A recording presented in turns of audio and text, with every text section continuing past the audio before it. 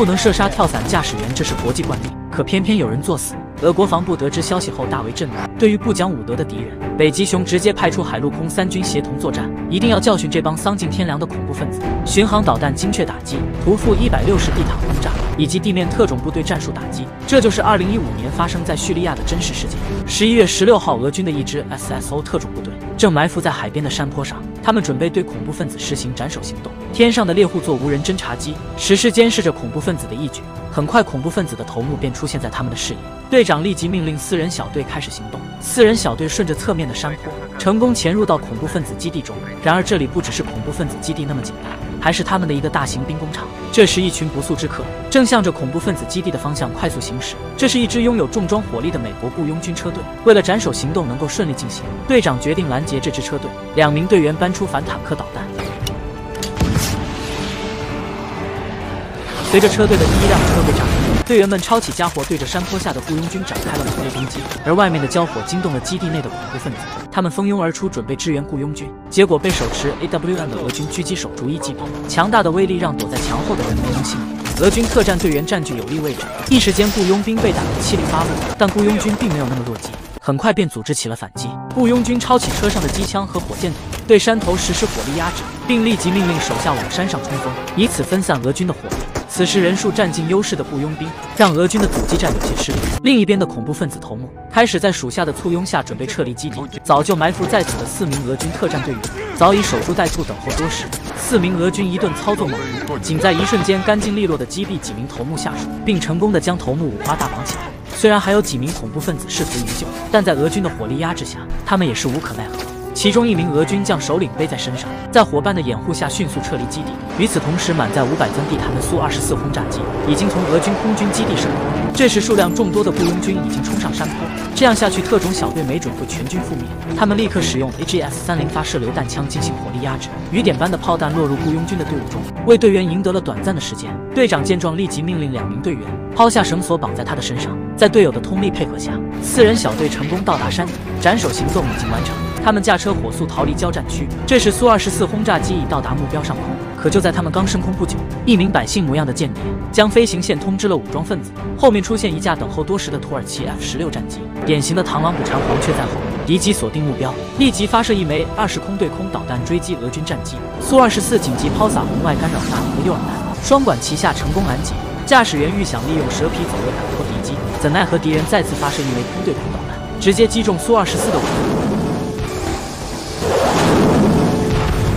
战机瞬间失控，只见驾驶员和领航员紧急弹射跳伞逃生。苏24战机摇摇晃晃在空中盘旋几圈后，坠落在叙利亚境内爆炸。没想到地面的恐怖分子发现飘在空中的驾驶员，他们专门请来电视台进行现场拍摄，还将枪口对准了领航员。他们使用 AK-47和车载 PKM 以及双联装俄制 RPG 机枪，疯狂扫射飘在空中的俄罗斯驾驶员。虽然距离较远，但是密密麻麻的子弹还是击中了驾驶员。其中一人更是不幸中弹。弥留之际，驾驶员拿起自己的结婚戒指，想起第一次救下被混混欺负的妻子，随后便英勇就义了。落地后，降落伞拖着他的身体，武装分子围了过来，他们看着眼前的战士疯狂庆祝起来。与此同时，另一名领航员抓紧藏好的降落伞，可当他回头时，却发现武装分子正向他这里疾驰而来。此刻，国防部得知了苏24坠机驾驶员被射杀的悲剧。在记者发布会上，俄罗斯将军简简单单地说了一句话：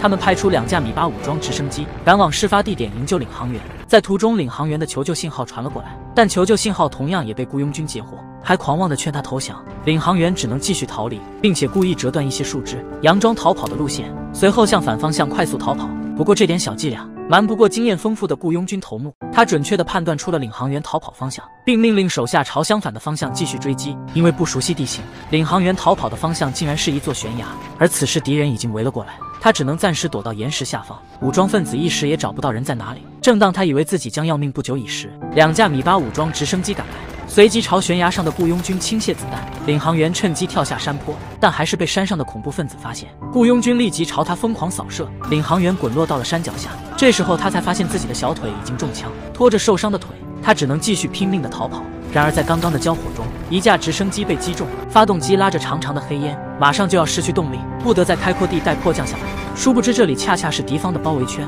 一时间一大片武装分子朝他们包围过来。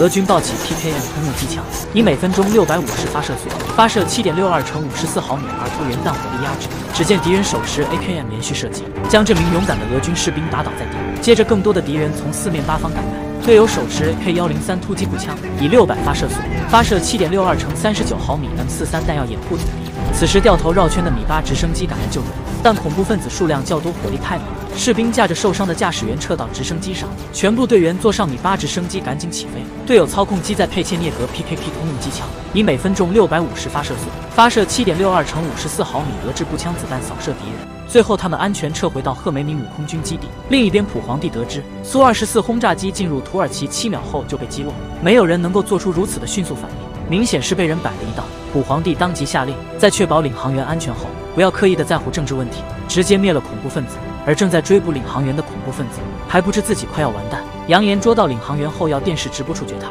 以此来鼓舞士兵的士气。雇佣军一听表示很无奈，他明白跟俄罗斯硬刚根本占不到任何好处，但是已至此只能硬着头皮上。俄罗斯这边军方正和叙利亚军方紧密合作，另一边领航员正深陷恐怖分子的重重包围，受伤的他根本跑不远，只能藏在石头后面躲避追捕。这时兜里的手机救了他一命，他拨通了上级的电话，将自己的处境与大概位置告诉他。上级立即将消息上报国防部，通过捕捉领航员的手机信号，军方精确定位到他的位置。国防部立即下令海陆空三军同时出击，营救领航员。俄军 SSO 特种部队和叙利亚军方负责地面营救，而空军迅速出动2架苏35战机，2架米八武装直升机也同时起飞，协同地面部队实施营救。同时，海军驱逐舰已经驶进目标海域，并派出电子直升机对恐怖分子进行电子干扰。而在侦察无人机的帮助下，俄军采用了迂回穿插和伏击战术，对恐怖分子和雇佣兵进行逐个击破。而幸存的那名领航员也在特种部队的掩护下顺利撤退。你以为这就完了吗？俄军的怒火远不止如此，接下来便是战斗民族对恐怖分子的毁灭性打击。在不断的狂轰乱炸中，俄军摧毁了叙利亚叛军的众多军事基地，武装力量自此毁于一旦。俄罗斯也向世界展示出自己的打击能力，告诉虎视眈眈的敌人，犯我战斗民族者，虽远必诛。最后，驾驶员遗体归国，普皇帝亲自签发命令，授予他德联邦英雄称号。